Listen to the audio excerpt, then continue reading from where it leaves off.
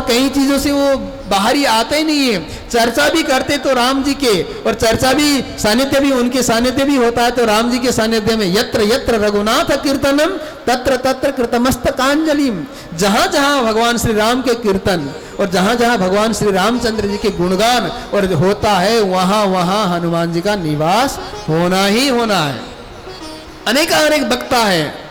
पुरुषोत्तम मास में तो अनेक जगह श्री राम जी के विषय में या श्री कृष्ण जी के विषय में चर्चाएं हो रही होंगी, पर अनेक रूप बनाकर हनुमान जी वहां वहां विद्यमान होते हैं। यत्र यत्र रघुनाथ कीर्तनम, जहां जहां रघुनाथ जी के कीर्तन, जहां जहां रघुनाथ जी का गुणगान, जहां जहां रघुनाथ जी की चर्चाएं होती है, तत्र तत्र कृतमस्तकांजलि। ऐसे नहीं, हाथ जोड़कर विद्यमान होते।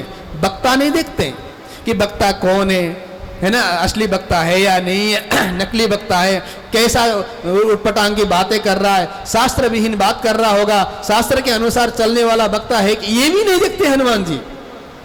बस केवल देखते हैं तो रघुनाथ जी का कीर्तन, रघुनाथ जी का सानिध्य, रघुनाथ जी के विषय में चर्चा जहां हो रही हो, हाथ जोड़कर उपस्थित हो जाते हैं हनुमान जी वहां पर।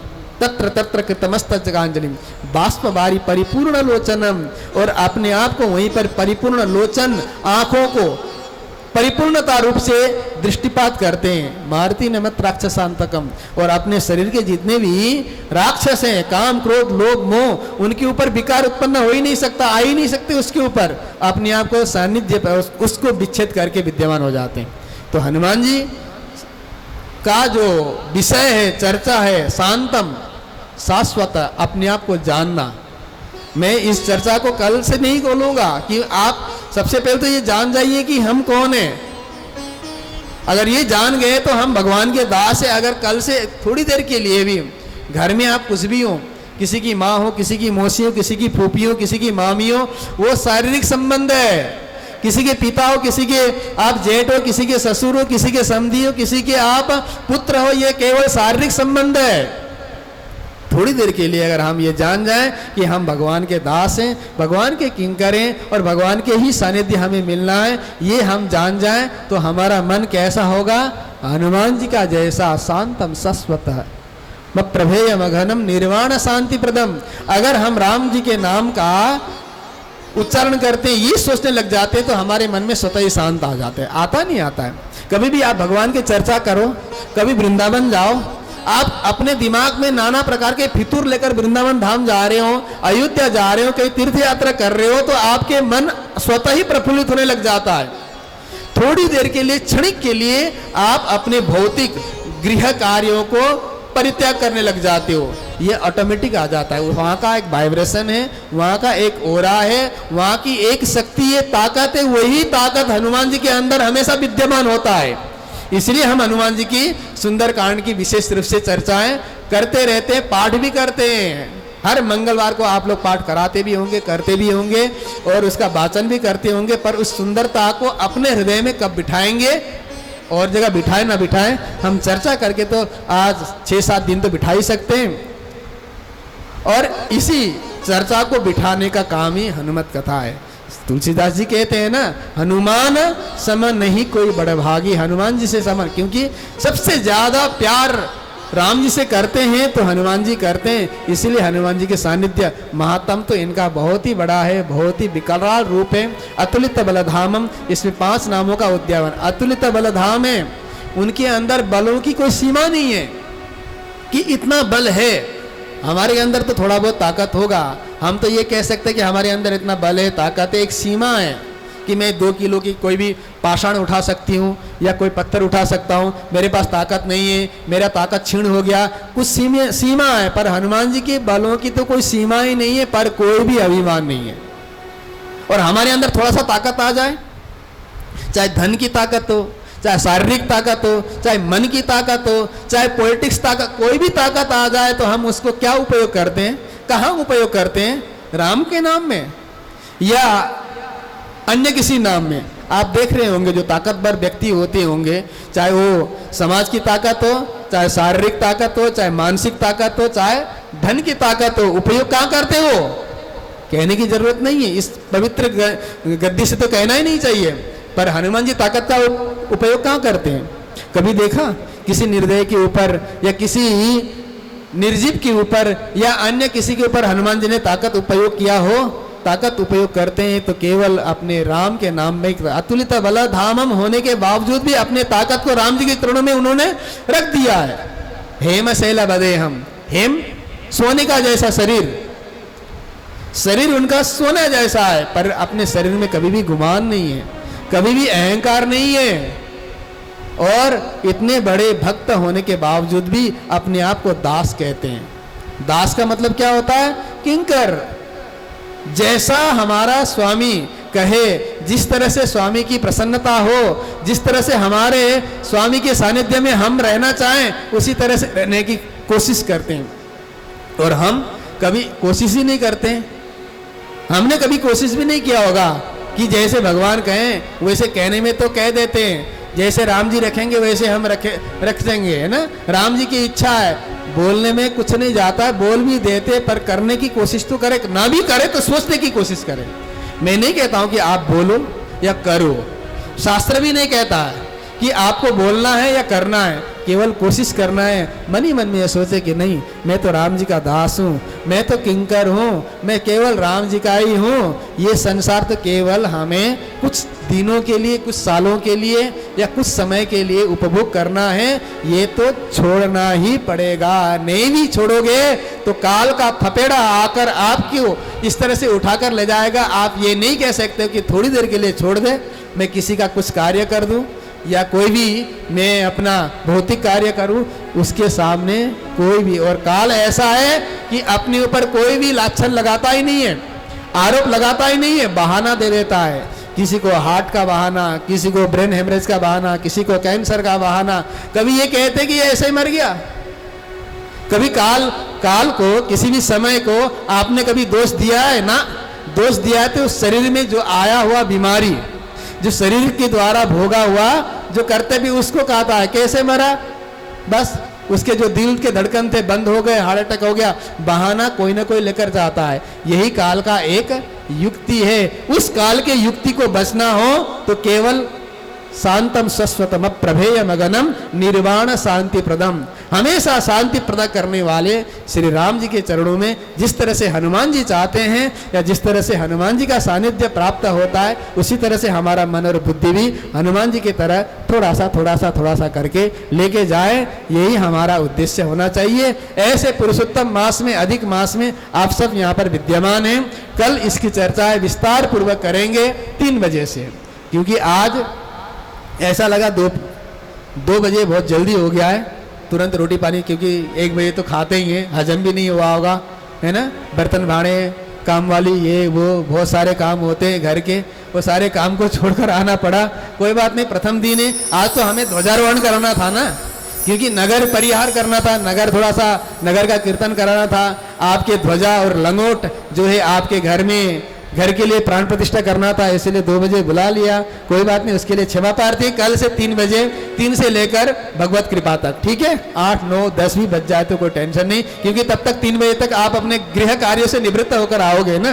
घर के संपूर्ण कार्यों से आप निवृत्त होकर आ जाओ, आराम से बैठो। पानी की व्यवस्था है, कल कोशिश करेंगे आपके 1-1 बोतल, छोटी छोटी बोतल आपको पकड़ा दिया जाए, और 2-2 घूंट मारते जाना, सुनते जाना। अपने आप को राम जी के चरणों में प्रीति होता जाएगा। जिस दिन आपके मन और बुद्धि राम जी के चरणों में प्रीति होने लग जाएगा, तो संसार की जितने भी चीजें हैं ना, तुक्ष्ण, आपको असर नहीं करेगा। अभी असर थोड़ा सा भी, कोई आपकी बहू कुछ कह दे, जो विदेश न रहने वाली बहुएं हैं, घर में रहने वाली बहू, तो चुभेगा, या सास बहू को कुछ कह दे, चुभेगा। परंतु जिस समय ये असर हमारे अंदर आ जाए ना कि मैं राम जी की दासी हूं या मैं राम जी के दास हूं, चुभेगा नहीं, क्योंकि उसकी दृष्टि में भी, आपकी दृष्टि में भी वो भी राम जी का ही अंश मानेंगे आप। जिस समय आप अंश मानेंगे, सामने वाले को भी ये चुभना, चुभाना, है ना, ये सारे चीजें आपके ऊपर से चले जाएंगे। नहीं जाएंगे, ऊपर से चले जाएंगे। जिस तरह से अनसुनी बातों को कभी सुनने की कोशिश नहीं करते, जो आपके मतलब का ना हो, आप कभी उसको सुनते नहीं है। सुन भी जाते हैं तो छोड़ देते हैं। हमारे महाराज जी कहा करते थे, जिस तरह से हम सवेरे सवेरे राज सिंहासन में नहीं बैठते पानी पी के, समझ में आ गया। उसके बाद उसकी चिंतन करते हैं, क्या तू मेरे पेट में था, कल तक रोटी बनकर मेरे पेट के अंदर चला गया, चावल बनकर चला गया, दाल मखनी बनकर चला गया, आज मैं तुम्हें शरीर से परित्याग कर रहा हूं, ये कभी चिंतन करते हो? मलमूत्र की बात कर रहा हूं मैं, अभी भी समझ में नहीं आया? कभी हम अपने गंदगी को चिंतन करते नहीं है। इसी तरह से अगर हमने सिया राम में सब जगह जानी, ये भाव हमारे मन में आ जाए, हम भगवान श्री राम के दासी है, हम भगवान श्री राम के दास है, ये मन में आते सामने वाले को भी दृष्टिपात हम वही करेंगे, तो वो दृष्टिपात होते ही हमारा अनकनी बात, अनसुनी बात, चुभने वाली बात, गाली गलौज, घर का कलेश, वो सारे के सारे हमारे ऊपर से चले जाएंगे, उड़ जाएंगे, क्योंकि हम हनुमान जी के ध्वजा 31 तारीख को ले जाकर हमने घरों में फहराने वाले हैं। जिस तरह से ध्वजा पताका जिधर हवा होती है ना, जिधर हवा का रुख होता है उधर ही वो उड़ता रहता है, और ध्वजा में कभी भी कोई भी हवा रोकने का ताकत होता ही नहीं। हवा को ध्वजा पताका कभी रोक के रखता है क्या? नहीं, सारा उड़ा देता है। इसीलिए उस ध्वजा पताका की तरह हमारा मन निर्मल होगा, और जैसे मन निर्मल हो जाएगा, इन सारे वस्तु एक तरफ, जिस तरह से कूड़ा सवेरे सवेरे उठाकर आप फेंक देते हो, उसी तरह से ये घर की गंदगी सारे हमारे उठकर अपने आप स्वतः चला जाएगा। पर मन कैसा हो? वही दास भाव हो, प्रीति हो, राम जी के चरणों में जाने की कोशिश करें तो सब चीज ठीक हो जाएगा। इसमें कोई अलग होने की बात ही नहीं है, अलग अलग होना भी नहीं चाहिए, वो होना भी नहीं चाहिए। यही हमारे मन में हो तो हम अति उत्तम हो जाएंगे, और हम अति उत्तम हो गए तो राम जी हमारे हृदय में आने में कतई देर नहीं लगाते हैं, और राम जी आ गए तो ये सारे चीजें हो ही जाएगा। इसीलिए हनुमान जी का ही भाव हमारे मन में आना चाहिए। हेम शैला बदेहम धनुज बन कृशानम ज्ञानी नाम अग्रगण्यम, ज्ञानों का भंडार है हनुमान जी में, अग्रगण्य है, और कभी अभिमान नहीं है। और हमारे थोड़ा सा भी ज्ञान हो और हम पोस्ट ग्रेजुएट हो, पीएचडी कर रखा हो, तो सबसे पहले लिख देंगे डॉक्टर फलाना, या कुछ भी हो। ज्ञानियों में हमारे अंदर कोई ना कोई अहंकार होता है, और अहंकार भी ना हो तो सामने वाला जबरदस्ती हमारे अंदर अहंकार थोप देता है। पढ़ा लिखा नहीं है क्या? पढ़ी लिखी नहीं है क्या? इस तरह से बातें बोलती है या बोलता है। ये सब हम जैसे ये चुभेगा ना, देखो इतने पढ़े लिखे होने के बावजूद भी सामने वाले ये कहते कि तू अनपढ़ है क्या, गंवार है क्या, और ज्यादा अभिमान आने लग जाता है। अभिमान और ज्यादा वो भर देते हैं। इसीलिए हनुमान जी में आप कुछ भी कहो, ज्ञानियों के अग्रगण्य होने के बावजूद भी उनमें कोई अभिमान नहीं है। इतना ज्ञान भरा पड़ा हुआ है उनके अंदर, है ना। सूर्य नारायण भगवान के द्वारा उनको प्रदत्त ज्ञान है, फिर भी अभिमान नहीं है, ज्ञानियों के अग्रगण्य है। और जो भी कुछ हम चाहते हैं, मनोवांछित जो चाहते हैं, तो हनुमान जी के पास ही जाते हैं। ज्ञान चाहते हैं हनुमान जी को, बल चाहते हैं हनुमान जी को, बुद्धि चाहते हैं हनुमान जी को, है ना। और शरीर में जितने भी रोग दोष कलह हटाना हो तो हनुमान जी के पास, भूत प्रेत पिशाच हमारे अंदर जो भी कुछ आता है तो हम हनुमान जी के पास है। संकट ते हनुमान छुड़ावे, सभी प्रकार के संकटों को छुड़ाने वाले में सक्षम होते हैं।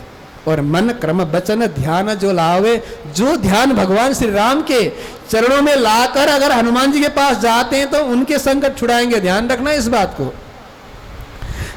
हम अगले 5 दिन में यही चर्चा करेंगे कि हनुमान जी के पास भी अगर आप जाओगे तो केवल राम जी के चरण कमलों का ध्यान करके जाओगे, तभी वो सभी प्रकार के संकटों को दूर कर सकते हैं। इसीलिए उन संकटों को, संकट हमारे अंदर कुछ भी नहीं है, केवल सोचनीय संकट है। क्या संकट हो सकता है? शरीर की क्षीण होना संकट है, या धन संपत्ति का वैभव का हमसे परित्याग होना, दूर होना, कमी होना, ये संकट है? ये कतई संकट नहीं है। ये तो आपके पूर्व जन्म के प्रारब्ध है। आपको कितना मिलना है, किस तरह से उपयोग करोगे, कहाँ उपयोग करोगे, क्या क्या करोगे, ये सारे के सारे आपके अपने पूर्व जन्म के कर्मों के अनुसार है। इस जन्म में तो संकट कुछ है ही नहीं, क्योंकि अगर संकट होता तो आपका मनुष्य शरीर होता ही नहीं। अन्य किसी शरीर में आप भोग कर रहे होंगे, किसी शरीर में जाकर आप अन्यत्र कुछ विष्ठा इत्यादि खा रहे होंगे, किसी कीड़े की नाले के कीड़े आप बने हुए होंगे। इसलिए संकट तो हमारे जीवन में कुछ है ही नहीं। हम अपने आप डाल लेते हैं, अपने आप मान लेते कि हमारे घर में ये संकट चल रहा है, मेरे शरीर में ये संकट चल रहा है, मेरे मन में ये संकट चल रहा है। ये हम अपने आप को मान लेते हैं, परंतु संकट हमारे कुछ भी नहीं है। और हो तो हनुमान जी है ना छुड़ाने वाले। इसलिए हनुमान जी के शरण में अगले 5 दिन तक रहें तो यही उत्तम है। आइए कथा का विश्राम, कल और महात्म्य में जाएंगे। कल प्लीज 3 बजे आ जाइए, और कल धूमधाम से भगवत कृपा तक 7 बज जाए 8 बज जाए, हिलना नहीं। आनंद के साथ हम भगवान हनुमान जी की चर्चा करेंगे, क्योंकि भक्त की चर्चा करेंगे तो भगवान हमें क्या पता आ जाए, आना चाहिए। न भी आए तो जबरदस्ती हम अपने हृदय में उनको बुलाने ही है। जब बुलाएं तो आते ही उत्तम होगा। आइए, और कल से यहाँ पर रुद्राभिषेक, क्योंकि सावन का अभी मैंने बताया ना पुरुषोत्तम मास। आइए महाराज जी, स्वागतम, अंदर है। पुरुषोत्तम मास जो है सर्वोत्तम मास है, इसलिए जो भी व्यक्ति है ना, अगर आप इकट्ठे आ जाओ तो शायद हम व्यवस्था न कर पाए, तो प्लीज़ बाहर कुछ सेविकाएं या सेवक बैठे हुए हैं, उनको लिखा दीजिएगा कि अगर आप पार्थिव शिवलिंग के रुद्राभिषेक करना चाहें, वो भी आप लिखा दीजिए। अलग अलग दिनों में अलग अलग, जिन्होंने पहले ही बता रखा है वो तो मेरे नज़रों में मेरे यहाँ पर तो है ही है, और जिन्होंने पहले नहीं बता रखा है तो वो प्लीज़ एक बार आकर विद्यमान हो और लिखाएं। और सवामनी आज से शुरू हो ही जाएगा, हो ही रहा है, उसमें भी आप सम्मिलित हो ही चुके हो ज़्यादातर जिन लोगों ने बताया। अब मैं यहाँ पर नाम किसी का लेना नहीं चाहूँगा, क्योंकि ये हनुमान जी की प्रीति के लिए है ना, और किसी के प्रति किसी की प्रसन्नता के लिए थोड़ी है। यहाँ पर दिखाना तो है नहीं कि मैंने ये काम किया है या मैंने इस तरह से कार्य करना किया है, ये तो दिखाना तो है नहीं। केवल हनुमान जी की प्रीति के लिए, हनुमान जी की संपन्नता के लिए यही कार्य करना है। और